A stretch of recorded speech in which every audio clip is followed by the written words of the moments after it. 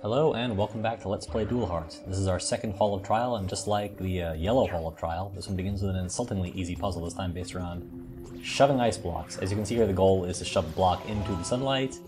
Blocks don't move space by space, they slide like in any traditional video game ice block puzzle.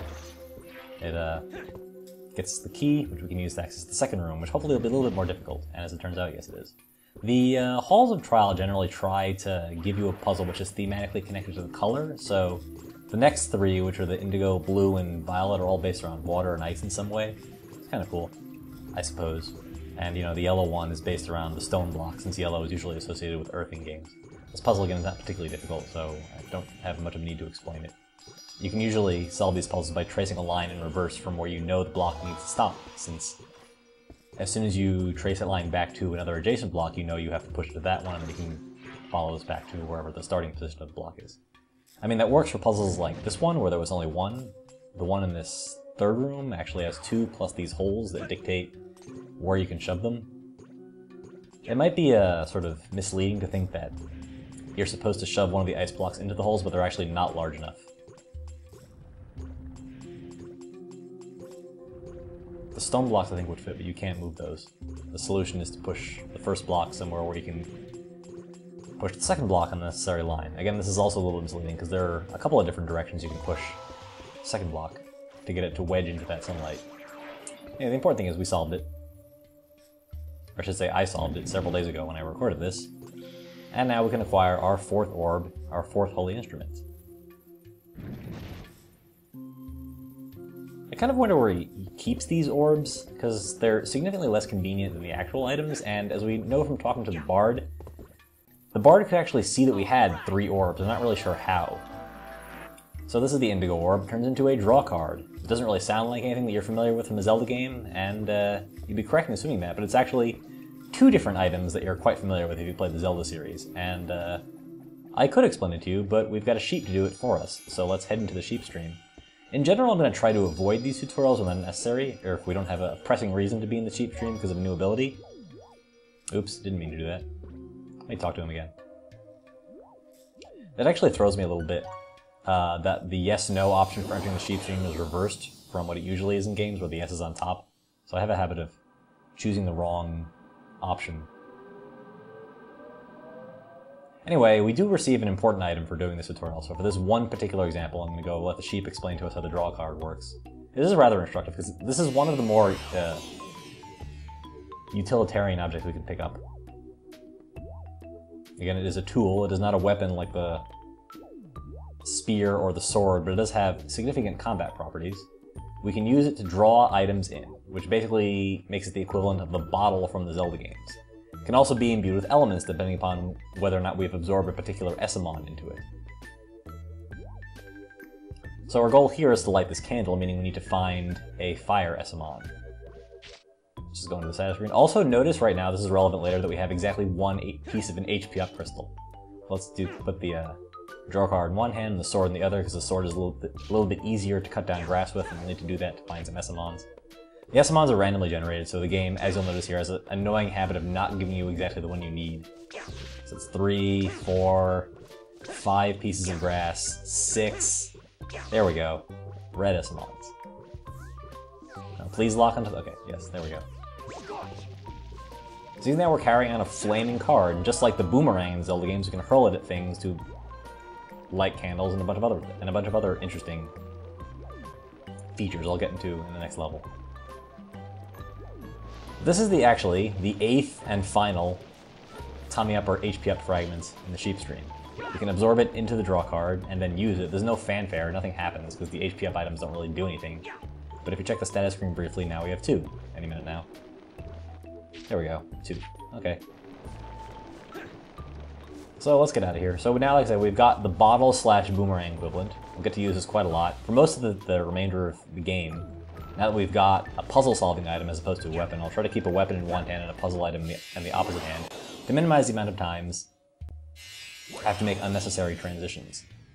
It also means, though, that we can't really maximize the weapon combos, but since the draw card itself has a lot of interesting combat properties that I'll try to explain as we actually get to use it during the course of the next level, we're not really missing out on very much. Anyway, back out to Sleepy Hill. The game actually dumps you, doesn't require you to go all the way back through the whole puzzle chamber. And we don't really have a lead, but I'm sure the game will give us a cutscene or a plot item, just like it showed us Florence the last time we left here, to point us in the right direction. Note that Yuri isn't reading the wall this time, even though it's night or about to become daytime when he's usually awake. Because he's out here. Shocking, I know. I mean, we already knew that he was basically a primary candidate for having one of the keys since he was right outside the ruins. Oops. Hear that breaking glass? Remember that he could hear us talking? Presumably. I would hope so, since, you know, we had no reason to whisper or anything. He didn't, like, stop and warn us that he might be looking for something breakable.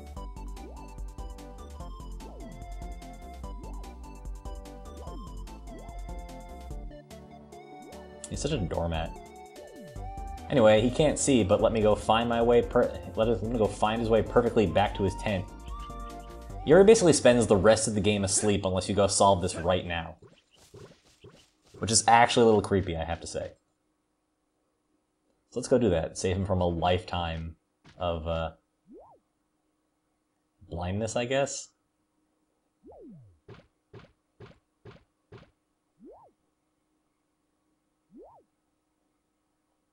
Now this is fascinating. The theory is he's thinking about his glasses, so he can go into the dream world, find his glasses, which apparently will be exactly the same as his old glasses, and get them out again. Yeah, check this out. This guy's having a perverted dream. It's probably much more interesting than whatever Yuri's dreaming about, but we're gonna go in Yuri's dream anyway. It seems like an awfully powerful solution to a lot of interesting problems. Just go into someone's dream and grab something they're thinking of and pull it back out and it'll just exist in the real world. And yet we're using it for a mundane solution like replacing someone's glasses. Hey, check it out, dream energy. Yeah, we still can't swim, meaning we can't get that, and the game is basically taunting us with that, and sort of letting us know it's there so we don't forget about this little passage when we finally do get the ability to dive underwater. There's Yuri. He's blind in his dream too, apparently. It's pretty much a failure of imagination at this point, because it's not like he doesn't know how to see at all. Stompy's pretty business-minded. Focus. Focus. I mean, the key is in his head. You'd think he would know where it is. And again, we actually have like an excuse for why he might be thinking about it, since we did just break his glasses. So once again, we can get away with rummaging inside someone's head without like them noticing or caring at all. Also, interestingly enough, notice that like Stompy had no problems, you know, walking around in Val's head, Florence's head, basically needed to be forcibly restricted from going into Chiffon's head, but needed to be dragged kicking and screaming into Yuri's dream. Hey, a sheep. Of course there's a sheep. Many contraptions in the ruins. Shocking, I know.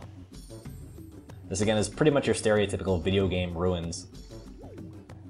They're designed to be opened.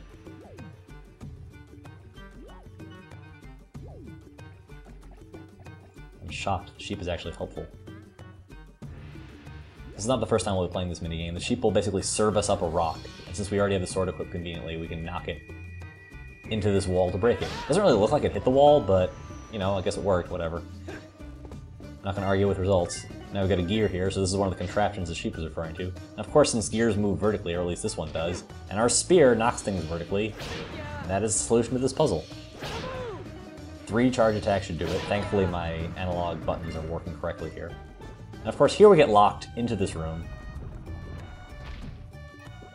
The combat music starts and you can hear enemies moving around, a little mechanical sort of stone sliding noise.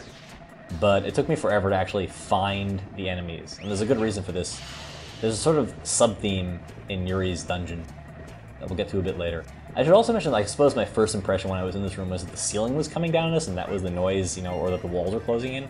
And it doesn't help that the camera keeps clipping through something in the ceiling, leading me to believe that it's passing by, you know, the camera angle, and that we actually have something you know, a time-restricted problem to solve. Again, we have this locked wall, something else we can't actually do anything with yet.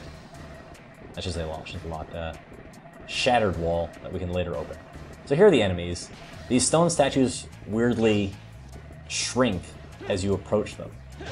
There's a sort of a sub-theme in here of objects changing size, shrinking and growing without really any warning. And this is the first sort of implementation of that. There's 2 stone statues in here. They're really easy to see, obviously, when you're looking at them, but since there's so many shadows in this area, they're kind of hard to see on the at first glance. It took me a while to actually spot them. And again, if you're close, they become tiny.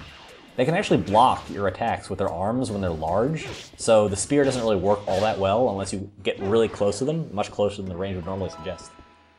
So while that combat actually looked pretty easy, they can actually be pretty tricky, and we'll see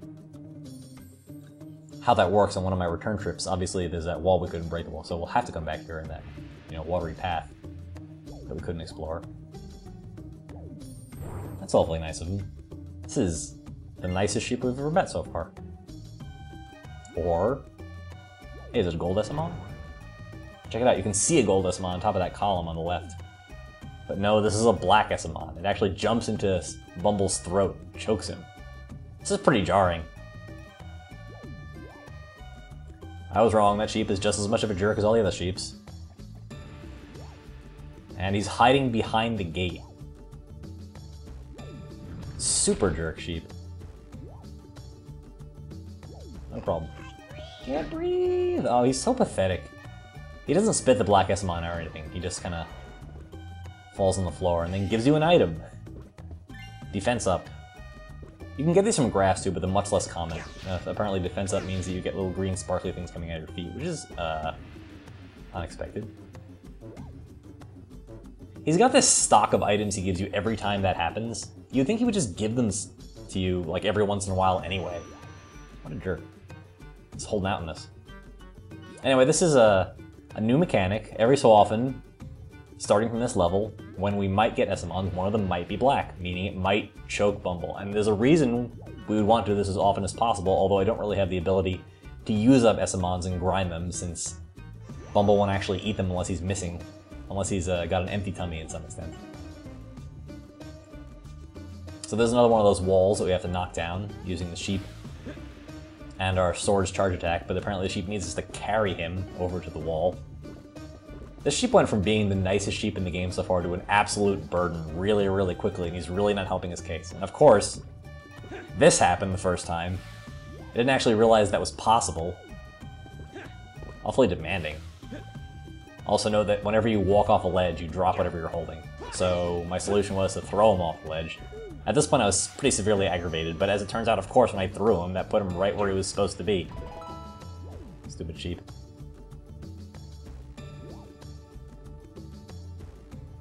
Yes, we explained this already. Sheep's really worn off his welcome. I don't really have any patience for him anymore. One rock.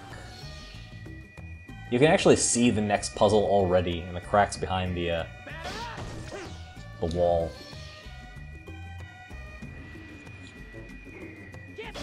Three rocks. Anyway, we need our draw card, so let's pick that up. Hopefully we'll get a red Essamon relatively soon, and no black Essamons, although Bumble's got a full tummy, so he's not going to eat me. Yay, first try. Go us.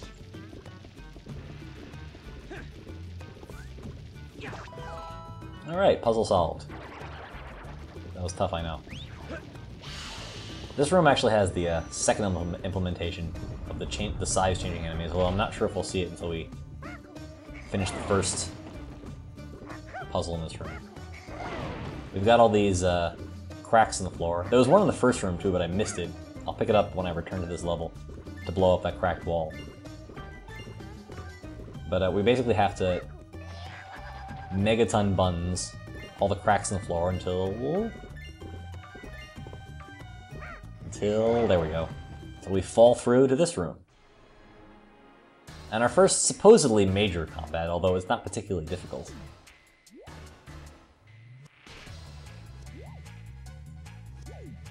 It's just a lizard man. Night Stalker's a pretty cool name. And we can probably figure out what we're supposed to do here. Basically, the gist is you guard all of his attacks, and then eventually he'll be stunned, and you just hit him at your leisure. This is finally where our lock-on gets upgraded to its maximum capacity, meaning we can stay locked on to an enemy, as opposed to Stompy just sort of looking at anything that attracts his attention, which has been sort of how things have gone up to this point. But the L1 button is actually one of the hardest to get the maximum analog sensitivity to work. So even though it's cool that we can do this, especially with an older PlayStation 2 controller, it doesn't actually work all that often. And this is a continuing problem I'm going to have for the rest of the game. Anyway, there's a Dream Energy in the back there, so I'll very slowly sort of make my way over there. He's not really doing very much. You can hit him twice, usually, with a single combo after he stabs you with his sword and gets stunned. And his first impulse after recovering from that stun is usually to attack you again. So typically you can get a second round of attacks in if you time it correctly, but not a third. It actually makes fighting him pretty easy as long as you're fast with your fingers. We took a couple of hits, but again, any combat where you don't need to use Bumble for any reason is basically ridiculously trivial because, I mean, he has 23 tummy points and we can refill our health at any point from his tummy on a one-to-one basis.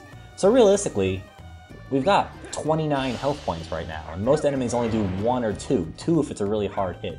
It's really hard to die in this game, except in very, very specific scenarios where you both have to solve puzzles while fighting enemies. Anyway, we have to finish this because first off there's a tile, which you may recall from Florence's Dream, and there's the star, and there's also an item in one of these. I missed it for somehow we didn't pick it up, despite the fact that we were in every single one of these pits. But I will eventually spot it and grab it. You probably saw it while I was jumping out of one of the pits. It's just a tummy up fragment. There it is. Let's put this down, or break it. Apparently we don't know we're on strength. Apparently it is impossible to put these down without breaking them. Let's try this again. Or not. I have a bad record with got the dropsies a bit today. Drop the sheep, drop the star thing.